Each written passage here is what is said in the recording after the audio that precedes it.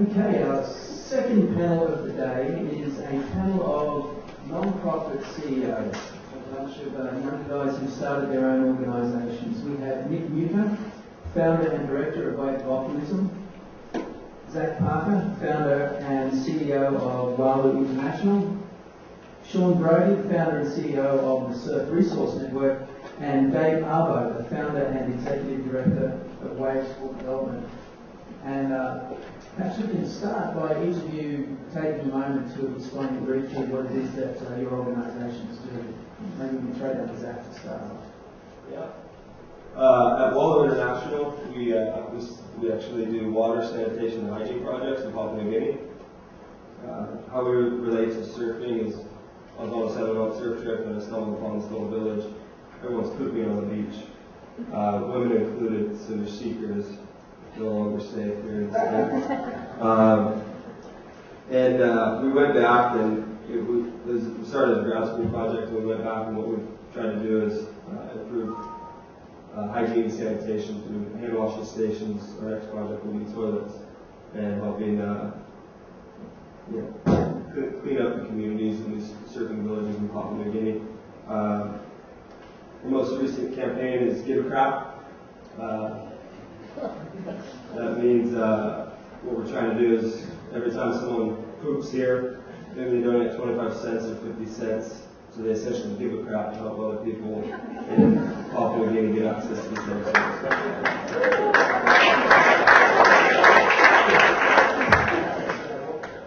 And that particular campaign was nominated as top 25 in the United States this year.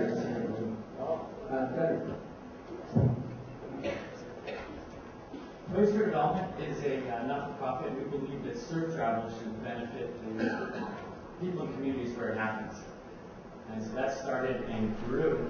I was a Peace Corps volunteer there for a number of years and visited this wonderful place called Lovitos. And realizing that there's an amazing wave there, but people would go to surf it and not look behind them and see the community that was pretty much living on subsistence fishing. And we thought, how can we as surfers do something about that? And in talking to the community members, talking to the local government, we found that education was a realm that we could get involved with. And so we offer English classes, environmental conservation classes, social entrepreneurship classes. We combine that with what we call surf volunteerism, or surf trips that give back to these ongoing education programs in northern Peru. So our mission is to create life-enriching experiences in the communities through education programs that develop youth into healthy and empowered adults. And that's combined with surf volunteerism programs that engage travelers and transform their views of the world and themselves. So, Project Wave of Optimism, or Project Walu, moving forward today, is a nonprofit organization.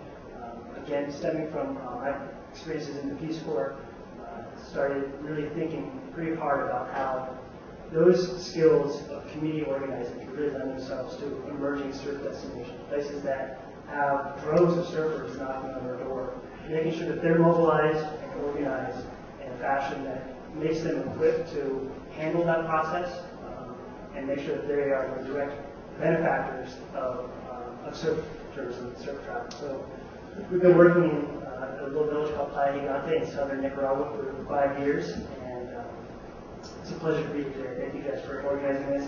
It's a great day. Thanks for coming down. Sean. All right, well, I started an organization called Surf Resource Network, and much like these other gentlemen's stories here, it started out of a passion for surfing and for seeing exotic waves around the world. And then through surfing, and then I do surf photography, I've had a lot of opportunity to see amazing beaches, amazing places, and meet amazing cultures and amazing people in these communities. And so it became a personal goal to ensure that the locals and the destinations we visit for waves as surfers can benefit. And so I realized that there's lots of like-minded individuals, organizations, and even companies that are out there now stepping up and share this like-minded vision to impact for the real surfers. And so that's where Surf Resource Network was formed, was to help partner with organizations that already exist on the ground, like Ways for Development, Walu International, Ways of Optimism, all the partners of Surf Resource Network, and we try to help by facilitating the placement of volunteers, sharing the information that is needed for volunteers or surf travelers, and doing independent fundraisers that benefit these different projects we have going around the world. And personally, I spent a lot of time recently in the last 3 years in Liberia. We've had some really interesting projects developing over in surf community called Robert's Board. So I'm taking what I'm learning from all of these guys and everybody in this room and trying to apply that to these emerging surf destinations. Thanks for everyone's Excellent. Perhaps you can start. Serge raised an interesting point towards the end of his presentation there in response to Glenn's question about funding from the surf industry. I'm wondering how much do you guys in your organisations rely on the surf industry for funding and for what it is in the Yeah, I think starting out, the number of the day is $7 million. And I think it was George? Right? Yeah, he said we've donated 1%, which is awesome. If the entire surf industry donated 1%, it would be $70 million. That's not that much money. So we can't completely rely on the surf industry for funding. And obviously they're in the business to make money. Our profit is social benefit. So I think one thing that's been overlooked is how we can use surf companies' networks, social networks, email networks. Something like what we do with Rip Curl is when we have an event or we have a video to post, they'll post it on their Facebook. It's over 500,000 people. That's a lot more beneficial to us than them giving us 10 t-shirts. And along the lines of Dr. Dave, he's been a mentor to me, as well as Jess, and not in the handout approach. We don't give handouts in the village, so we shouldn't expect the surf industry to give us handouts. So what can we provide them? So a lot of times we approach them with, different ways that we can help them. Is it a picture of a kid next to his hand washing station that says Rip Curl or Shepherd and I or Chinook? And then they can post that on their Facebook to help their brand. Rather than just saying, give me money or give me a product. I think you can actually go to them and provide them with something of value. Just to focus back in on that question, how much do you rely on surf industry funding to carry out what it is that you do? 0%. Except for if they donate close to us, we can convert that into dollars at our fundraisers. So that would be the only way that we receive any type of funding, would just be through product that we convert to goods. And social networking capital as well through the networks. Is there any leverage that as well? I wouldn't say we get capital from that necessarily, but you definitely get awareness. Okay. Currently, we get a very small percentage of our operating budget from the surf industry at the moment. We'd like that to change. I think there's some good opportunities out there.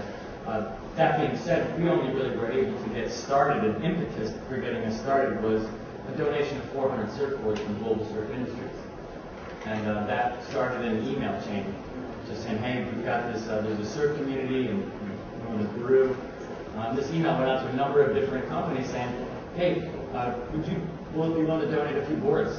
Surfboards it's a luxury sport in Peru. Would you be able to donate some boards? And we'd use these boards, have the kids participate maybe in a beach cleanup, and then use the boards to as a reward. And so that conversation continued on. It went from 10 to 15 boards to 150 boards to a whole shipping container. And this was without any really request from Mark Kelly to say, hey, can you make sure you put our name everywhere? They really don't have too much of an interest in Peru in terms of their boards. And so it was really what I say is true philanthropy in the sense that they believe that life is better when you serve. And so they were able to make this contribution to an idea at the time. And that led to us forming relationships with the Peruvian Sports Institute, the Surfing Federation within Peru. And so that really was an impetus to get us going, was a surf industry contribution in the form of an income. So Project Wave of Optimism has been fortunate in that we have a really strong partnership with Believe. They've been very generous with us, and I like to say the word partnership because really we're working in this together. It's a shared mission. So in terms of how much of our funding comes from Believe in that partnership, it's actually still a small amount compared to what our operating costs are for the year. Now, at first, it was seed money. We needed money to go down into Nicaragua. And our whole ethos is that of doing a needs assessment and community integration. So for our first 9 months in Gigante, we weren't producing any outcomes. We were actually asking, we need you to invest in our time and our expertise. Because we did have expertise to help the community mobilize and have conversations about a better tomorrow. So at first, that seed money was probably about 90% of what our annual budget was. Maybe a little bit more than that, but not much over 50%. And today it's a fraction of probably about 25%. We were doing events and doing private donors. And a lot of our money comes from people that actually own land in Nicaragua that see what we're doing and want to invest in that enterprise. So we're scaling down, but again, I understand that we don't want to rely on the surf industry. And again, I don't think we're asking for handouts. Or at least Project Blue is not asking for handouts. We're doing the work with or without the surf industry support. So what we're doing on our own values, and we're asking the surf industry to match us. If they share those values with us, stand with us. As far as Surf Resource Network is concerned, we don't look straight to the surf industry for financial support, but we look to the surf industry for support, just metaphorically, as in supporting our ideas, supporting what we're doing, and understanding that there is a social movement going on, and that the surf industry can be a part of it. Like Nick said, we're going to do this whether these key players want to jump in and be a part of it or not. This is something that there's already people on the ground working on all over the world, but we rely on the surf industry for support and their just being behind us, and then really rely on more or less the youth and the athletes to convey this positive message. I think something that people touched upon earlier on the panel of industry executives is that just conveying this message that it's cool to give back, it's cool to be a part of what's going on, and having this parlay through the athletes, through the team riders, and everything from the competition, setting competitions up and the surf trips and the surf tourism operations up. All of this idea of what's going on is something great to be a part of. That's more valuable than financial seed money that we get started. But in a short answer to the question, Surf Resource Network is trying to develop projects that can be funded on their own after seed money goes away and after volunteers have gone home that they can carry on. So we're looking to not rely on the surf industry, but we like the surf industry support.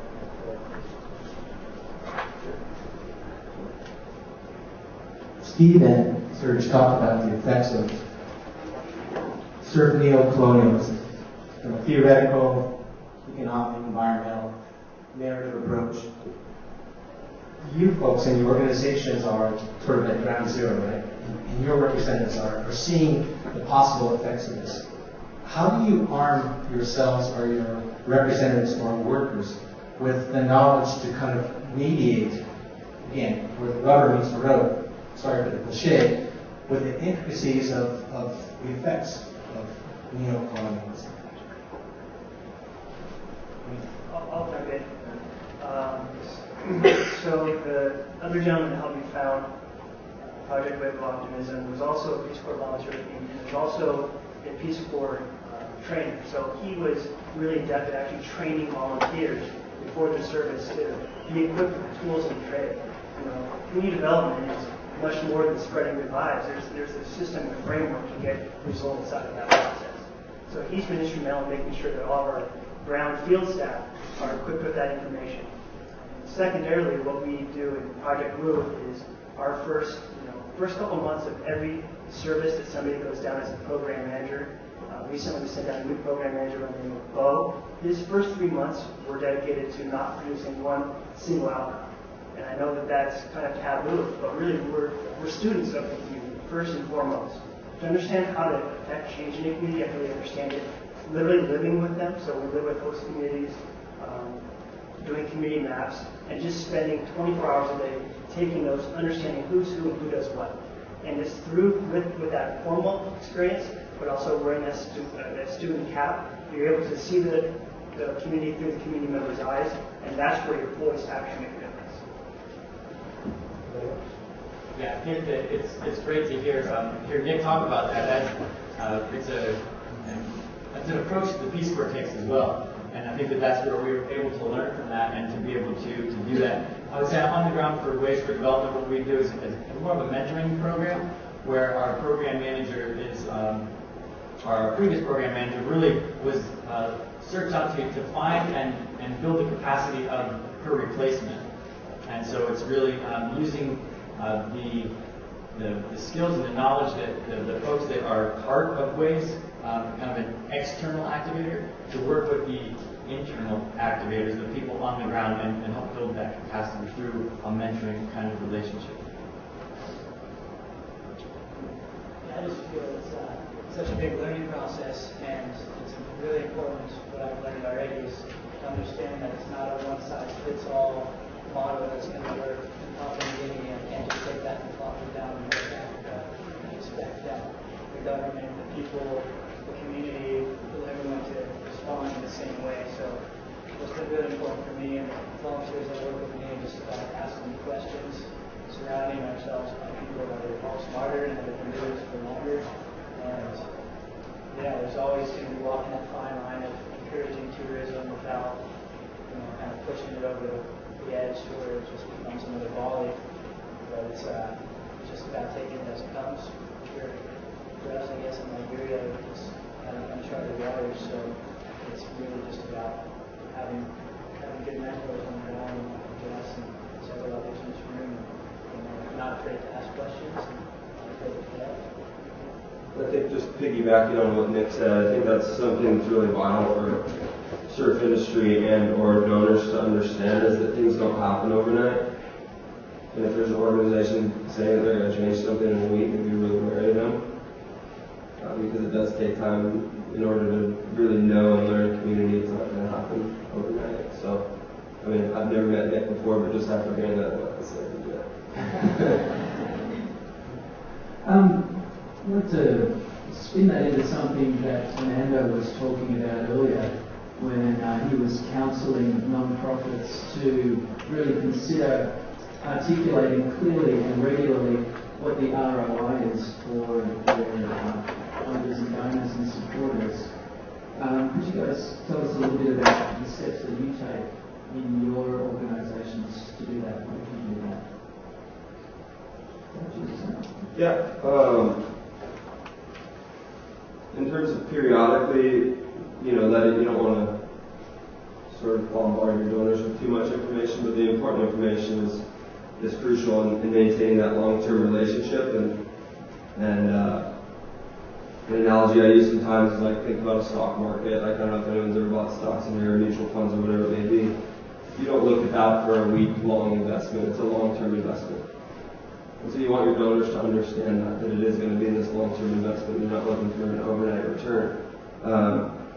What Dr. David taught me is, it's not about, we're not profitable per se, but our profit is social good. So the more social good / profit we can show, the better off we're going to be. Does that even answer your question? It does, and I know that Dr. Dave was instrumental in helping you lay some of those foundations. Could you take us through a couple of those steps? There's a lot of steps. I think he just said that, slow everything down is what I started this as a business school project for MBA, and we're taking a very capitalistic approach to an uncapitalistic problem. And you have all these audacious goals of what you're going to do. We're going to be in 15 villages by year 2, and we're going to be in 10 countries by year 5. And Dr. David was the person that really said, slow down. It's not going to happen overnight. You need to show results in your first village. He's like, why would you want to replicate a shitty model? Which is like really good advice. Why would you want to replicate something that's not producing good results? So he just said, do it right the first time, and then you can make changes from there in the next place as you go. Also want to give a shout out to Dr. Dave. We've had some conversations about this kind of impact, how do you measure the impact? And I think we'd sent out a newsletter and said, well, we worked with 33 kids in 72 hours, or whatever the numbers were, that we were like, this is our impact. And then it was kind of the question become, who went on to do what? And so that's where we're constantly trying to refine it. I'm not going to pretend that we have the whole monitoring and evaluation piece completely figured out or dialed in. But what we say is education that leads to more education, or education that leads to jobs. And that's what we're going to be really monitoring and calculating on the community side. And then we say, well, it's not just the community side, because we're taking folks in, and as surf voluntourists, and we realize that the impact that they have is probably going to be not during the time that they're there, but it could also be when they get home and they take on more of a philanthropic approach to where they're living. And so to keep in touch with our volunteers, the ones that have participated in our programs, and to say, how has that experience impacted you? How has it changed your perspective on the world? Would you mind repeating the question? Sure. It was looking at what Fernando was talking about, the importance of expressing and articulating the ROI of what you do to the people who are funding and to the organisation. Understood. Well, just to be completely candid, this is not my strong suit. And I think it's because, when I'm articulating to somebody what we do with Project Walu, I get overrun and I start really going off about how important it is. And we're looking for ways to make that more succinct, but I'll tell you it's really hard, because it's our fundamental belief is that the only way that can really impact, again, like Fernando says, that sustainable development is through people. That's Project Walu's group. And so when you're talking about, we need resources to help change people and inspire people, get people empowered to change the world around them, that's a long conversation. I think the how and the why depends on who the audience is. And luckily with REAP, for example, had a very receptive audience. I went in there and for an hour articulated what is our model and why are we going to go, when we first launched, 9 months without producing a project. That's hard to explain in a couple of minutes. But luckily they heard what we were saying. And I think that the proof is in the pudding. Here we are 5 years later, and we're able to say, okay, here's the why and the how, and here are results that we can demonstrate that this works. So if there's any really savvy marketing people out there, please come by and they can do some help in terms of how to spin that. But really at the end, our how and why is we believe that everybody in the world has the power to improve their situation. Even people that are not educated to our standards or have resources to our standards in rural Nicaragua, we use surfing and our presence as a means to, advance, or not advance, but develop to a niche model.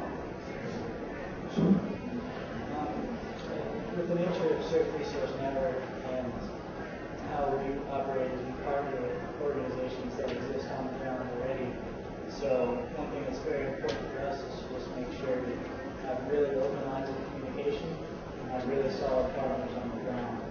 So one example that comes to mind is in March I went down to Peru to visit Delgado and this development, and we came up with an idea for continuing the photography program that had been started down there. And so we're able to do some photography lessons with a local who's kind of picking up the knack for photography and teaching them not only the arts and crafts end of it, but the sustainable business skills that we need to be accompanying that to create a successful business. And so by fall and Dave, after I leave, we email these project reports and do checking in with the local himself in town. We know that the project and the program is working. Through pretty much checking back in and finding out, hey, how's Henry doing? What's he doing with photography lately? And how's that money being spent? And able to find out. They're just establishing good, solid contacts on the ground. That's one thing that's very important to us. Is making sure we know who we're working with and we work with them often. And do that while the same time I mentioned that we do photography first, and so it's important to us to have these different media pieces to relay back to the donors and back to the supporters, showing that what we said we would do actually took place. So I just came back to Liberia and held the third annual Liberia Surf Contest. Got photos and video proof to prove it, to show what happened actually, what we said was going to happen actually went down and took place. And to add on to what Nick had said about, a lot of the proof being in the pudding and just being there, and just, I could, go on a trip and take 4,000 photos or 400 minutes of video footage, but nothing really replaces getting a volunteer on the ground or getting their feedback or hearing straight from the locals in the community how these projects affected them. So one of my favorite things to do as well is to check back with not just the volunteers, but with the community and get their feedback, recommendations, criticisms, things that can help better projects and projects like this in the future. I'm wondering how you counteract some of the popular mainstream resistance against altruism and surfing. Perfect clip we saw this morning. So even Joe Bagadone, he doesn't really get why there needs to be a group to save surfers, even though it's been put forth in a lot of the talks that it's much more about surfing. So do you have specific strategies that you use to say, hey, this is what I do, this is what we do, this is how we sort of present ourselves, here's our mission statements, here's what the percentage of our total yearly capitalization is towards admin. I mean, do you have hard numbers or kind of marketing strategy, or what do each of you guys use to? Just jump in. I realized in my initial description of our activities, I left out surf classes, and that's kind of ironic because that's really the core of what we're doing. Surfing is very much a core element of our programs. It's not just local surfers that benefit from having surf tourism, having visiting surfers, but the community as a whole can benefit from surf tourism, having visiting surfers. And I feel like that's the most important part, because if people think like, a few other kids might get a few surfboards or a wetsuit outfit or something, it doesn't relate to many people. But if you can convey the message that traveling surfers and sustainable surf tourism equals clean water for education, then you have a wider audience that is listening and that is concerned, and then you're having a whole different conversation. So, it's really important to convey, not only is Armstrong going to get a ding repair business going, and maybe Alonzo might get to shoot some surf photos and sell those to traveling surfers, but traveling surfers also need their laundry done, or we need a place to go for a beer, or we need, a place to go dance, or, whatever it is that people like to do, and there's this fine line that we're constantly walking with having, the question I brought up before is how big is too big, how much is too much, and so it's about speaking with the community, working with the other organizations, and finding this fine line. One thing that I have found is effective in communicating this to non-surfers is just seeing if there's people that ever travel at all. And I think what we've gleaned a little bit today is that surfers are pioneers, and where we go, it's kind of like the way water moves. We're there first, but before you know it, there's going to be a river behind us. And sometimes it's a slow trickle at first, and then it starts gushing. But if you've traveled, you've backpacked, or you've even just gone to Cabo, wherever it may be, you understand that there are inequities in the world. And so we can sideline the conversation about surfing, but in the end, really we're the boots out there at first, and we want to set a great example before everybody else comes in on our heels. So we actually have, surfers it's random, but we have a very rare, sacred opportunity to be the stewards of goodwill and be creating positive relationships before other people aren't as thoughtful of coming in and setting up disco cameras and such behind us. So if you don't surf, perhaps that will resonate with you. And also, I run a project group on a volunteer basis, and during my day job, it's with an environmental organization in Santa Cruz. And a lot of them actually don't surf, but they're all pretty heady about environmental issues. And it's really nice to be able to draw that connection that in the developing world, we're not going to be able to have conversations about environmentalism unless the people in those communities are thinking beyond today. Unless we can empower them to think about how to create a better, more sustainable community, they're not going to be worried about their trash collection or where the crowd is going. We have to be thinking at that baseline level first. So it's a way for us to talk to non-surfers about just having a baseline of equity that people can build on. I'd say, can you repeat the question one more time? Like about what Maybe I'll have it. I've got another one for you. What's the Fernando brought up Tom's shoes before, and I'm wondering what if you can. I mean, you know where I'm going with that, but what are some of the key things that mean successful, sustainable development in the places that you work and in the projects that you do? Well, as Nick said, it's so much about the community. It's your relationships within the community. It's not about going somewhere and dropping something off. We could go and drop off toilets and water purification systems in these villages, but when we come back a year later, if they don't know how to use them, how to build them, how to replicate them, the water filter is going to be used as soccer balls and the toilet seats will be used as boomerangs. It just doesn't work out that way. So you have to start at the community level. I don't really want to get into Tom's shoes. Every single country that they bring shoes to, there's a place that they can buy shoes. You don't need shoes. What they actually end up doing is putting local shoe dealers out of business. It's a total side note that you brought it up. I'm sorry, Zach. Yeah, I was going down that path of actual long-term sustainability to what you're doing. Dave, do you have a thought on that? When I first started volunteering at Colorado State for an organization called Villager, I was working with a gentleman named Maury Alvinson, and his proposal that was taken to form the Peace Corps. And so it was a real community development perspective. He said that participation is the key to motivation. And I really took that to heart. And I think that participation on different levels, and I mentioned it earlier, but having a participation on the local level, or internal activators, people who are participating and really care about what's happening on the ground, and then combining them with some external activators, folks who come in with different ideas, different resources to be able to combine that, so to have the participation. But then it goes on to almost a strategy for leaving. When is your work done? And for us, it's when the local community members that have gone through the programs and participated are the ones that are running the surf job, running the surf programs. We still may have a role in providing volunteers to go to be a kind of supply of resources for the programs that are there, but that will allow us to go someplace else and look at replicating the idea. So it's building the capacity so that they can take it over, and then we go somewhere else.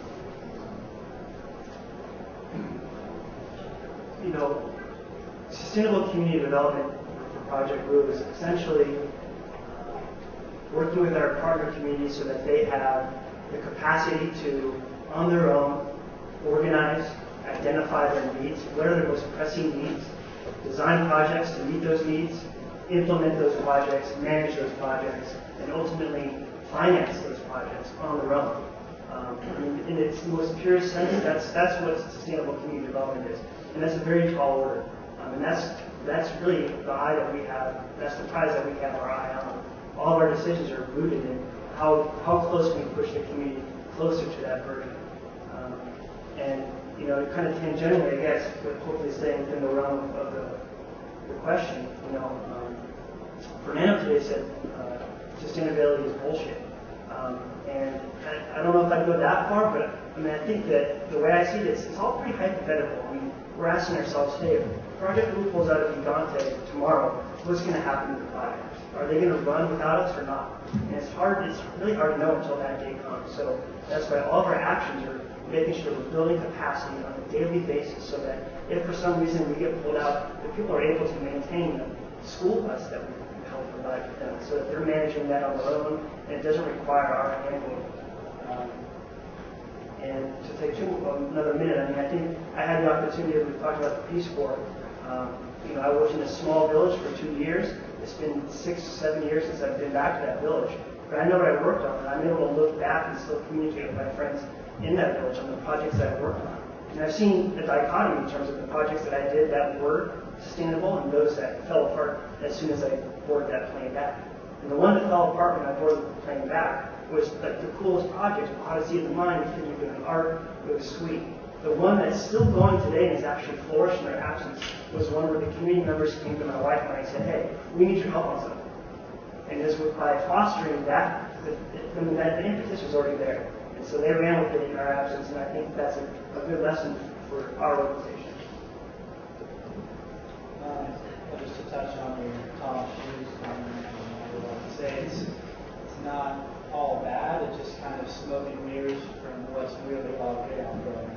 What I mean by that is having these organizations that are deemed sustainable or that are deemed, green or preserving the environment, whatever these words get interchanged a lot. And so when somebody kind of meets their hero quota by spending $40 on a pair of Tom shoes, when their $40 might be better spent to support an education program or something for clean water, they've already spent their $40 they've allotted for donations for the month, and they already feel good about themselves. But it's not particularly going towards the most sustainable outlet. And so to touch on sustainability and what that would mean as far as a project longevity is that not only have to be environmentally friendly, but that all-inclusive filters, electric stacks, and solar panels on the roof and call themselves sustainable, and that wouldn't be exactly true. But it has to be environmentally friendly, taking into account not only the environment, but it also has to preserve local cultural tradition, things like that, and not wash everything out with a mass amount of tourism. It has to add economic value to the economy, which is where Tom Shoes wouldn't actually add value to the economy. And so, Surf Resource Network projects we choose to support all of the criteria of adding economic value, being environmentally friendly as at least as much as possible, and helping to maintain local culture isn't completely washed out. And I've seen that whether it's recipes, dress, dance, tradition, it's preserved, food up themselves. I'd like to open it up to the floor now. Has anyone got any questions they'd like to ask? Right behind you, there's Serge. Yeah, first, congratulations on the great work you guys are doing. It was just great to hear you guys talk about evaluation pieces, which is a lot of concepts that a lot of environmental groups don't actually understand or measure your impact, which is super important. But I noticed this trend a lot, maybe because of the collapse of the economy or recession, that a lot of kids or guys in their 20s are coming out of college and going to the Peace Corps. I've got 3 guys I need to with are in Dominican Republic, Fiji, and Guatemala. I don't know if you guys see that trend. It seems to me maybe also they're seeing the work the Surface doing and kind of what you guys are doing. Do you see that trend more and more now with young kids going to do this kind of work, or is it maybe just sort of that's happenstance? Yeah. I think it's just become more acceptable. At least I never went into the Peace Corps, but one of our original interns turned operations guys, Matt back there, he can raise his hand. He was living in the village for 5 months, straight out of the hospitality department. He had the same story that I did when I graduated out of the hospitality department here at undergrad, and it was just, I don't really want to go straight into work right now. Which is okay if you can provide, if there's an alternative for someone to do something that they'd like to do, and also travel and see the world. I think that's just become like a really cool way for people to go about doing that without having that, I'm 23 years old, how do I get a job? What should I do now? And having to face that like daunting task. That's what I think. I think the willingness to serve and to get out there and to volunteer has enabled, is the only reason that our organization has been able to start up in a down economy and continue to grow. So that, and we want to diversify our funding from volunteers, where about 70% comes directly from volunteers. Got a question from the floor here? Yeah. This question is for Nick. My observation is that probably more so than any other area, at least in our hemisphere, Nicaragua's probably been under the most pressure for surf travel development in the last, say, 10 years. As you look at it, kind of to the issue of what we're talking about here, would you say that's overall been done well? It's been done poorly?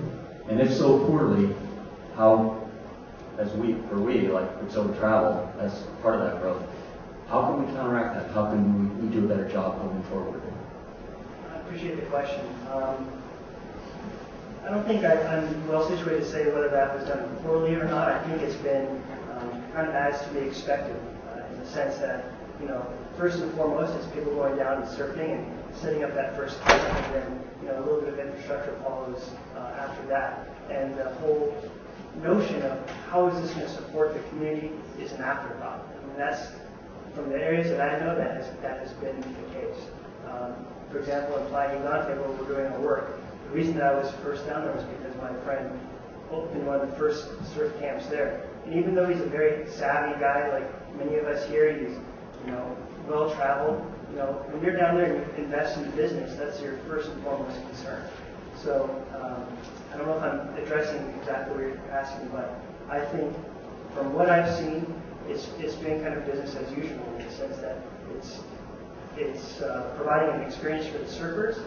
You want to have a great experience. You want to keep it authentic, yet you also want to have all the cushion of a nice surf lodge. So there's a little bit of a push and pull there. Ways that I see organizations like Quicksilver Travel getting involved, I'm sure you can predict what I'm going to say. It's working with organizations that have those roots in those communities. I think you have to do your research to see who knows those communities and who can act not on behalf of the community, but can work in partnership with the community. There's a $250 million development going on just south of where we're doing our work in Gigante. And they have their own foundation arm. And we've been pleased to see them reach out to us and say, hey, we know that you guys are embedded with the community. Here's some ideas that we have. How can that dovetail with the developments in Gigante? So I would invite organizations like Quicksilver that have the resources and the wherewithal to look for organizations that can be basically your boots of your values on the ground. And you know, we're chomping at the bit for those opportunities. Does that address the question? Yes. On that note, I have to catch a flight. I've probably already missed it. And on that note, I think we'll bring our second panel to a close. And thank you.